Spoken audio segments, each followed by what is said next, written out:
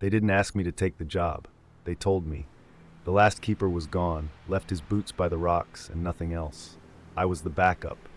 3 nights, alone, in a lighthouse that hadn't seen light in a decade. The boat dropped me off at dusk, didn't even cut the engine. "Don't turn the light off," the old ferryman said. Then he was gone. The door to the tower stood ajar, salt-crusted. A single black feather lay across the threshold. Inside, everything smelled of mold and metal. The kind of place that absorbs screams instead of echoing them. There were no birds on the cliffs, no wind, no sound at all. The logbook sat open in the living quarters, its paper warped and yellowed. One line was scrawled across the last page, over and over again, "Don't blink." That night, I didn't. I sat in the main room with the bulb above, casting long shadows through the stairwell. At 2:14 a.m., the bulb went out. I didn't move. I couldn't. The dark was thick, swallowing. The silence turned to pressure, like the air itself was waiting. Then I heard it drip, then again. Drip, drip. Something was leaking. I turned on my flashlight and followed the sound up the spiral stairs.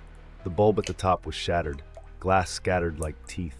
And in the center of the lens room, where the light should have been, stood a figure, facing the ocean, soaked, dripping. Its spine twisted at an angle no human could survive. I backed down the steps slowly, but it didn't move. Not yet. Not until I blinked. When I opened my eyes again, it was closer.